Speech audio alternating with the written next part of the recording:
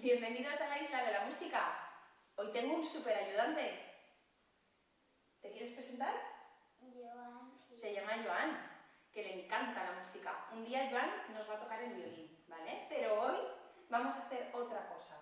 Joan, ¿tú sabes decirme esto tan chulongo que es? No sé. Tubo sonoro. Tubo sonoro. ¿Por qué? Porque Es un tubo es un tubo que conduce que conduce el suelo. el Y así sonido. también. Ponte de pie, ponte de pie. Enséñales, ponte. Y así también. Oh, no.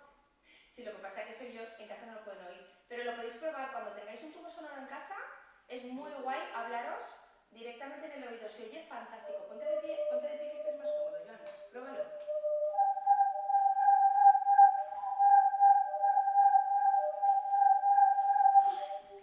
Vale.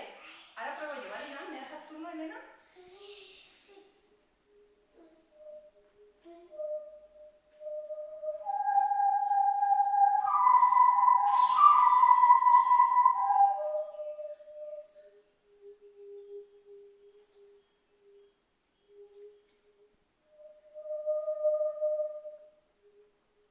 ¿Con este?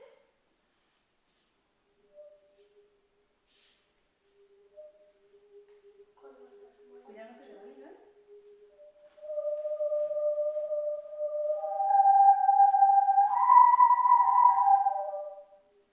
Uno y uno. Venga, concierto conjunto. A ver cómo suena.